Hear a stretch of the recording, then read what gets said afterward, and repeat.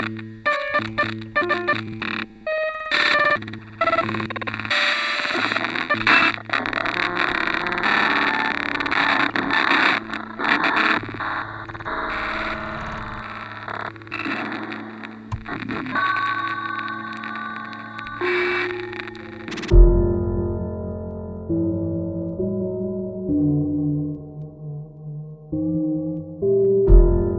may have never realized it, but the word unique starts with a capital D. Warp's D may be the most unique horror experience on a console. Not so much a game as it is an interactive movie, D is still one of the scariest experiences in gaming.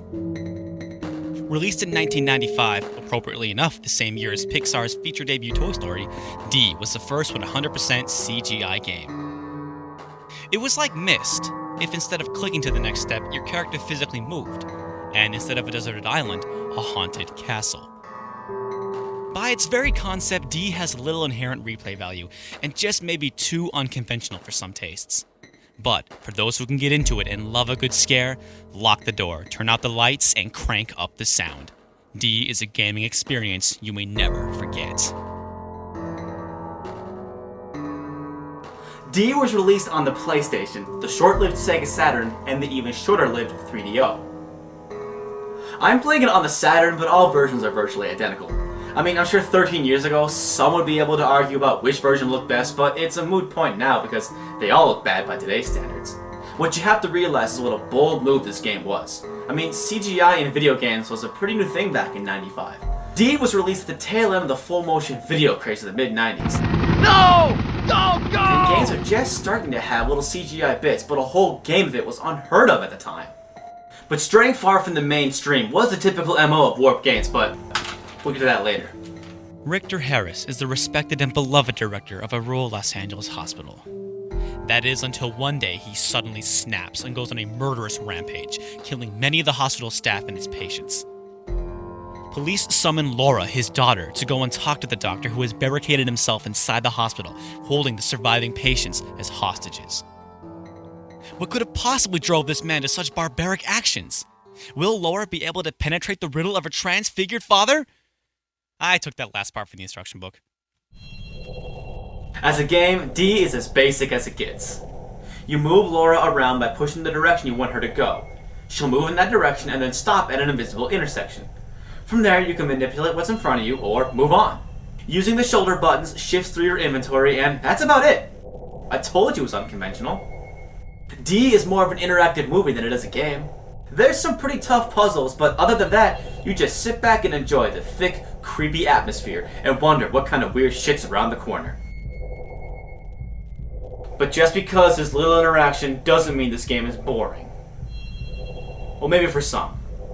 Now, a common horror movie convention is watching our heroes go into places they probably should not go, like outside to investigate a noise or into a stranger's house. When you yell at the screen, What are you doing? No, don't go in there! that's a scary movie doing its job.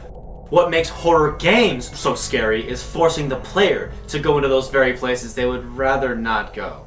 I recall saying out loud while I was playing Silent Hill for the first time, "I'm not going in the hospital morgue, are you crazy?" Or, "Oh great, a secret staircase in the basement. Can't wait to go in there." But D is scary because of its unrelenting creepy atmosphere. Unlike Resident Evil and Silent Hill, there are no safe rooms. There is no downtime between areas. You are constantly in a place you don't want to be. Not only that, you have no choice but to venture deeper and deeper into it. And Warp makes sure that you get the most out of your time there. If you can really get into this game, you will constantly be on edge. You really don't know what to expect next.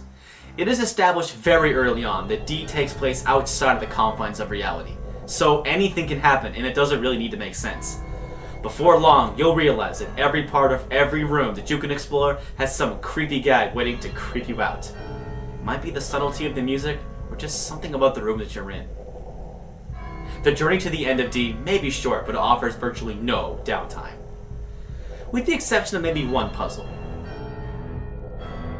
And since you don't really have complete control of Laura, you never really get a good chance to explore and become comfortable with your surroundings. This can heighten the mood, as sometimes you'll be standing at the threshold of a new room that you might not want to just run into. In Resident Evil and Silent Hill, you can ease your way into a suspicious room. Take your time and explore, make sure things are safe before pushing onward, but not in D. You're either in or you're out. Pick one. Now. And I mean now, because the clock is ticking. There are only a few ways you can die in this game, and one is if you take too long to complete your journey. You take longer than 2 hours to finish D, and it's game over. But that's the limit. I personally have never taken longer than an hour and a half to finish this game. But that means there are no save points, and I really like this, no pausing either. But you can't deny the fact that this is a very short game with very little replay value. But again, it's more like a movie than a game anyway. And just like a good scary movie you've seen before, it's worth playing D once every couple years. I've long since played through the Resident Evil and Silent Hill games, but every once in a while, I just gotta play through them again. And D is no different. It's a very short but very memorable experience. It's never as scary as it was the first time, but that doesn't make it not enjoyable. The concept, story, and execution of it all make it an experience worth revisiting at least twice. But please, don't go watch videos of D online. You're only cheating yourself. This is a game you have to experience at home with the lights off and the sound up. Hell, that's the only way to play games like Fatal Frame and Silent Hill. And you'd never guess, this game also has an interesting history, so let's hit it. D was made by Warp Games, a company headed by Kenji Eno. Warp made a whole range of strange and unusual titles, not just horror games. But most of these never made it outside of Japan. The history of Warp is definitely an interesting one, but is for another time. This is a review of D, so I'll stick to D and its respective sequels. Apparently, D was heavily censored in the US, which is quite amazing considering what they left in. This is probably the most graphic teen-rated game of all time. While it was a big hit in Japan, it wasn't very successful in the US. There exists an extremely rare Japanese version of D called D's Diner for the 3DO. It's sort of a super ultra mega double dip director's cut. According to an interview, this version was sold and hand-delivered to buyers by Kenji Eno himself. Interestingly, the English translation of the Japanese name D no Shokutaku was incorrectly translated as D's Diner by the now defunct Game Fan magazine. While D's Diner does have a good ring to it, Shokutaku actually means dinner table, which makes a lot more sense since the setting of this game is not a diner. D was eventually followed up by D2 for the Dreamcast, but before we get to that, there were actually a couple games that came between D and D2. Enter 1997's Enemy Zero for the Sega Saturn. Enemy Zero was sort of a spiritual sequel to D. It was a horror title, played in the first person, and starred Laura. Not the same Laura per se, Laura was a digital actress as it were. Enemy Zero is famous for its free-roaming first-person segments, where you had to tread through sprawling, dimly lit corridors, trying to avoid monsters you couldn't see. And these weren't monsters that would hurt you, nope, we're talking instant death. Since you couldn't see them, you had to depend on a chime that got faster and faster the closer and closer they got until... Yep, you died. And it leads to some pretty tense shit, let me tell you. Next came D2, but not that D2. D2 was originally going to be the flagship title for the M2. What the hell is the M2? The M2 was going to be the successor to Panasonic's 3DO. And I say, was going to be because the M2 was scrapped and never released.